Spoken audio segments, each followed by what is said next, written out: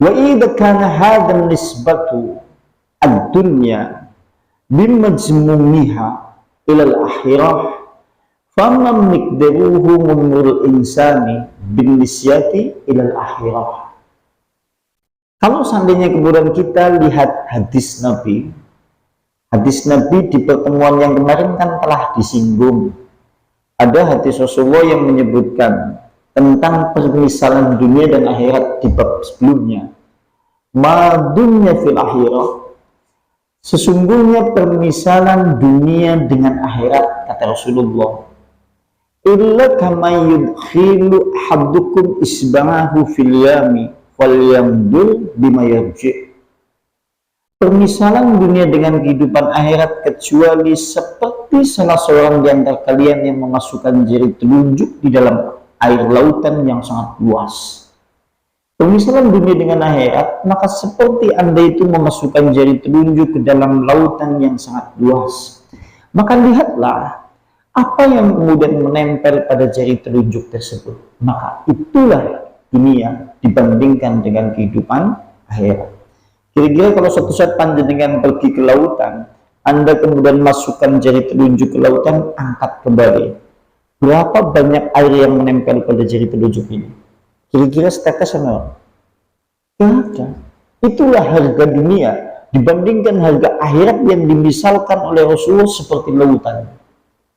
Seperti lautan yang luas, dunia itu hanya sekedar manusia mencelupkan jari telunjuknya di dalam lautan itu, lantas tak seberapa air yang menempel pada jari telunjuk itu.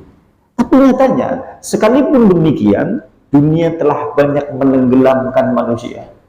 Sekalipun airnya hanya sedikit menempel di ujung jari manusia, tapi ternyata lautan dunia jauh lebih menenggelamkan manusia dibandingkan air lautan yang diumpamakan oleh Rasulullah sebagai gambaran akhirat. Jadi kan malah tenggelam nang akhirat ya, malah tenggelam nang dunia. Padahal dunia ini kan semuanya itu, tapi bisa menenggelamkan. Dan kita tahu jenengane wong tenggelam di dunia susah. Sebagaimana dulu telah disinggung oleh perkataan Yahya bin Mu'ad di bab sebelumnya. Yahya bin Mu'ad kan ngomong, ad-dunya khamru syaitani. Dunia ini khamrnya setan. Dunia ini minuman kerasnya setan.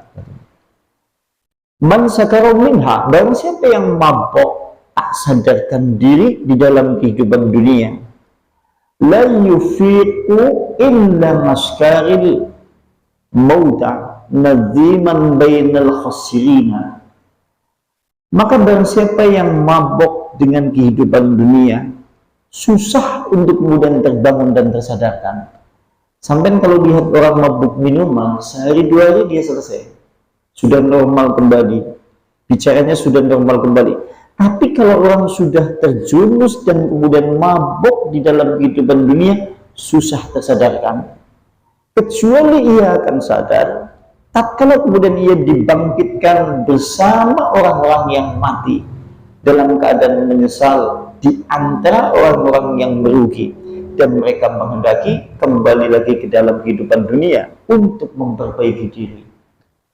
Wong konek nembe sadar, gue nembe nek wis mati.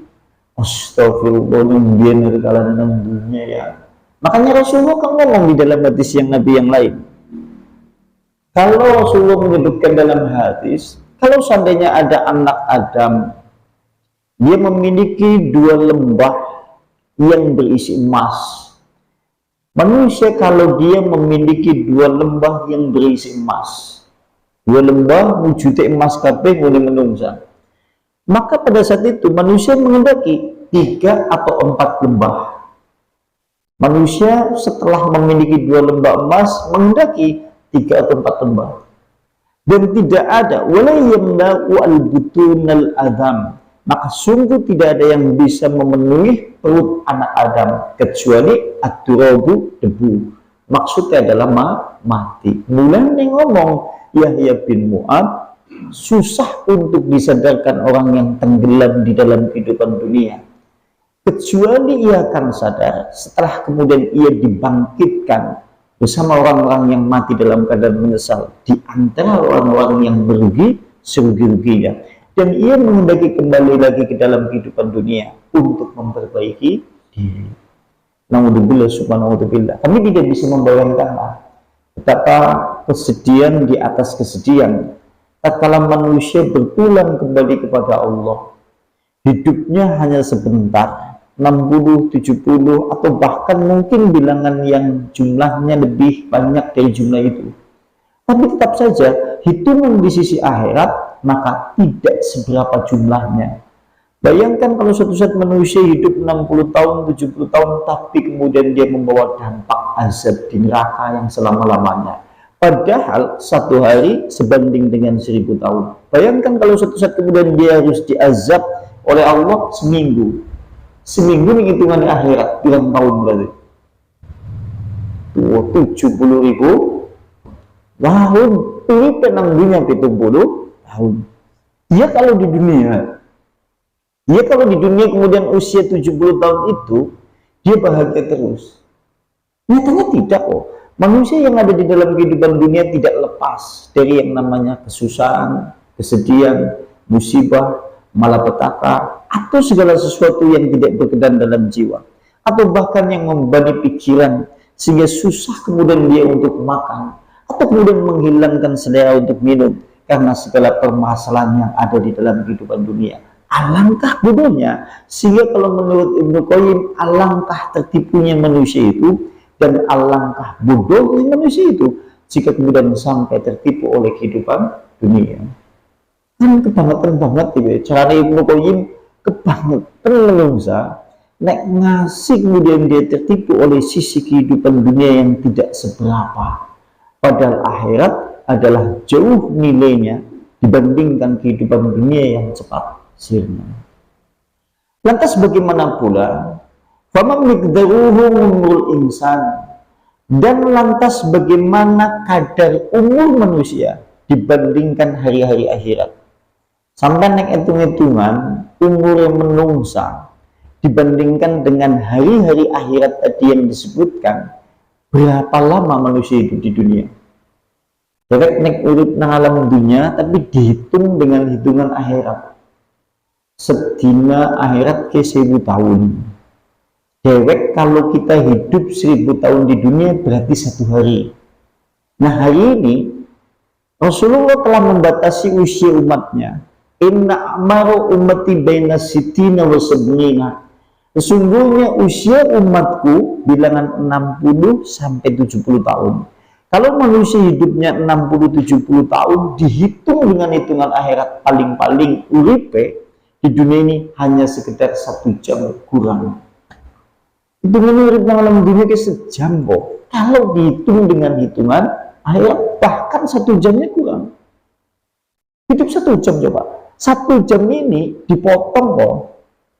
Waktu manusia kan dipotong. Tidur 1 kali dalam hitungan 1 hari 24 jam, manusia tidurnya 8 jam. Kalau usianya kemudian 60 tahun, 8 jam kemudian diseper, yaitu 60 tahun yang dimiliki usia manusia, maka ketemunya tidurnya itu adalah 20 tahun. Jadi turun alam dunia 20 tahun kok. 20 tahun. 20 tahun yang lain kemudian kita gunakan aktivitas apa saja. Dan terlebih dalam usia yang singkat seperti itu, maka manusia tidak semua bilangan hari-hari yang dimiliki di dalam kehidupan dunia semuanya bahagia. Ada tidak manusia yang hari ini hidup di dalam kehidupan dunia hari-harinya sampai kemudian dia meninggal semuanya bahagia? Tidak ada. Tetap saja manusia pasti akan ditimpa segala kesusahan, kesedihan, air mata, musibah yang silih berganti dengan perasaan suka ataupun gembira. Tidak pandang bulu, sekalipun dia memiliki dunia yang banyak, harta benda yang melimpah, tetap saja yang namanya kesusahan dunia tetap akan ada bagi mereka, sekalipun pemilik harta benda yang jumlahnya tak terkira, tetap ada. Apa mending urip nang dunia sengsara terus coba? Panjenengan bayangna tidak? Suatu saat ana wong urip nang alam dunia susah banget. Masuk nang akhirat kemudian kembali di dalam kesusahan. Ini kan celaka di atas kecelakaan.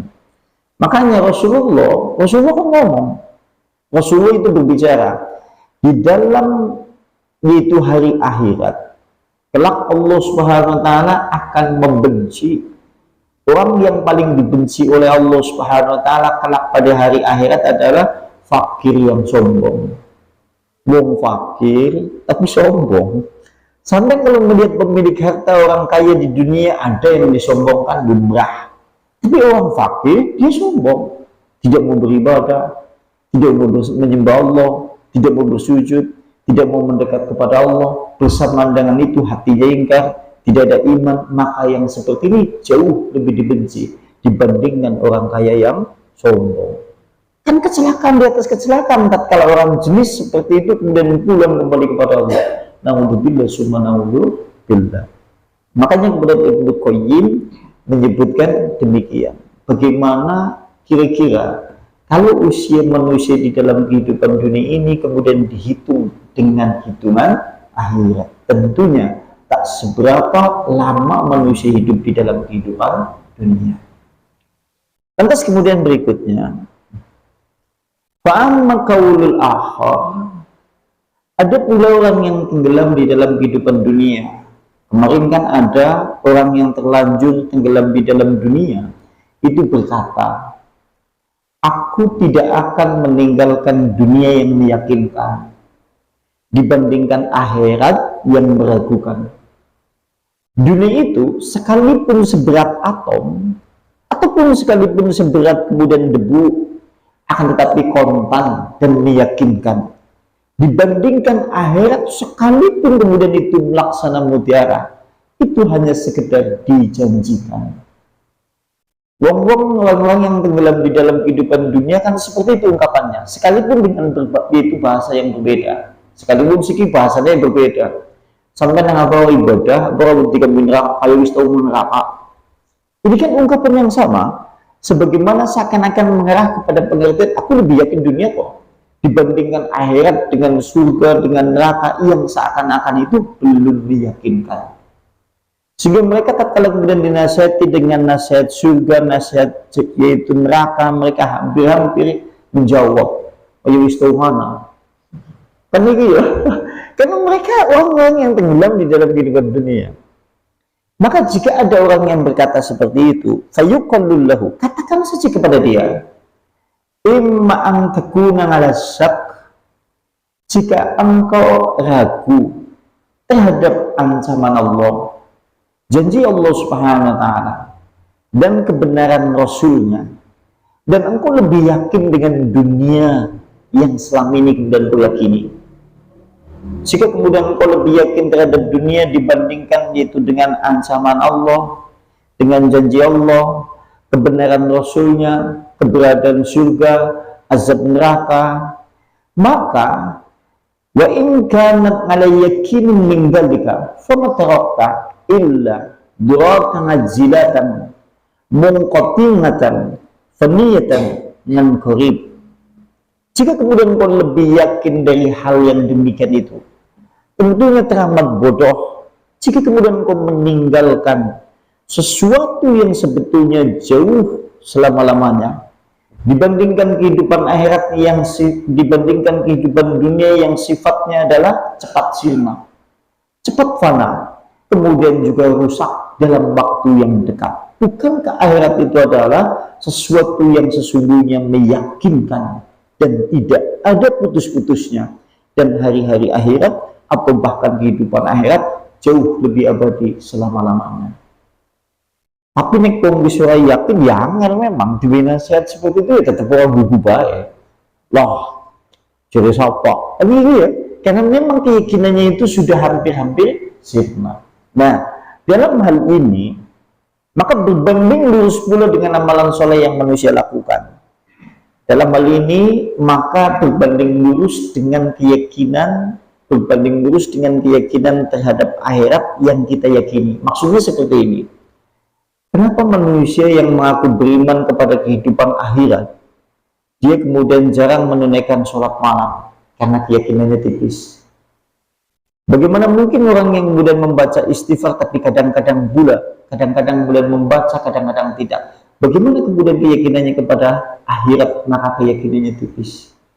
dewek, kalau kemudian tidak katam-katam juga Al-Quran, jangan menunaikan zikir pagi, zikir petang, atau tidak pernah mendirikan sholat malam, hanya sekedar menunaikan sekedar kewajiban, maka yang seperti ini, dia adalah orang yakin kepada akhirat, tapi keyakinannya tipis. Kata kemudian Ibnu Qayyim, hampir-hampir orang yang seperti ini, itu seperti di pinggir lembah, yang hampir-hampir kemudian ia jatuh ke dalam lubang-lubang dunia yang menenggelamkannya. Berarti kayak dewek ya, dewek ini diumpam makna nang Ibnu Qayyim kayak wong sing dekat jurang dunia, tinggal selangkah lagi kemudian kita terjebak, terjerumus, kemudian terjun di dalam kehidupan dunia.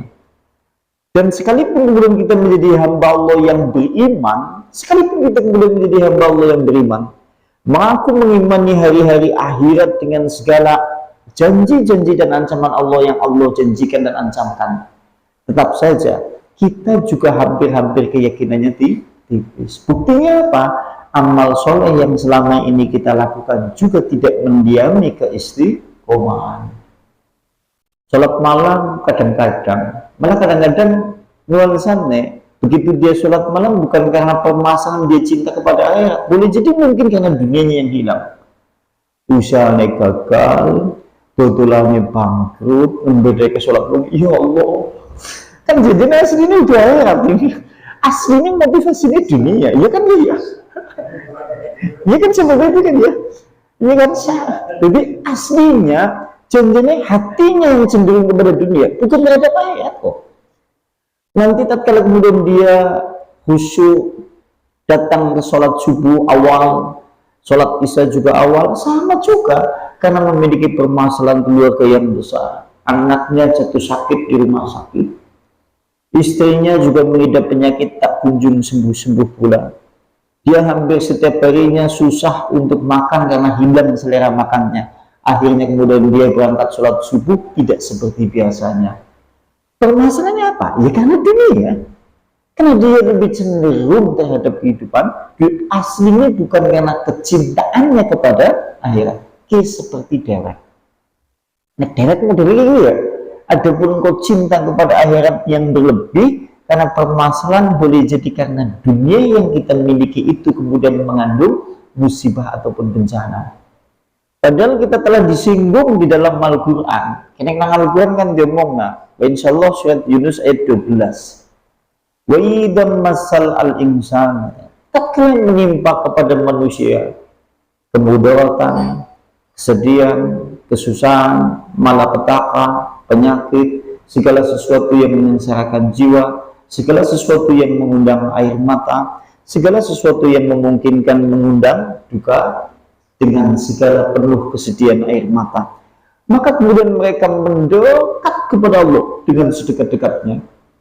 Maka gue, mendekat sedekat-dekatnya, kemudian doa Masya Allah, ya Allah, doa Masya Allah. Tapi tatkala kemudian kasafna, wa idza kasafna, maka tatkala kami Allah menghilangkan duka citanya, kemudian berubah menjadi bahagia. Tatkala kemudian kami Allah angkat musibahnya, berubah menjadi tawa. Tatkala kemudian berubah air matanya menjadi senyuman gembira, maka tiba-tiba manusia kembali berbuat sekutu, ingkar kepada Allah Subhanahu wa Ta'ala. Persis kayak dewek. Dewek kan itu ya, seolah-olah imannya nang pinggiran. Kan ya, kalau lagi dihantam seperti itu, seperti itu. Nah, boleh jadi mungkin kita juga orang yang terpedaya oleh dunia yang dibungkus kecintaan kehidupan akhirat. Dewek senjanya ya tenggelam di dalam kehidupan dunia terpedaya. Ini bedanya mandan anak bungkus ya akhirat jadi malam keton loh. Janjanya aslinya ya dunia. Contohnya kayak macam seperti kita. Nah, bab ini berarti selesai terkait masalah hal yang berkaitan dengan masalah tertipu di dalam kehidupan dunia. Mungkin sebelum dilanjutkan ada yang mau ditanyakan, tafadhol silakan. Kalau tidak kita teruskan. Monggo. Betul nggih? Sekarang bab selanjutnya.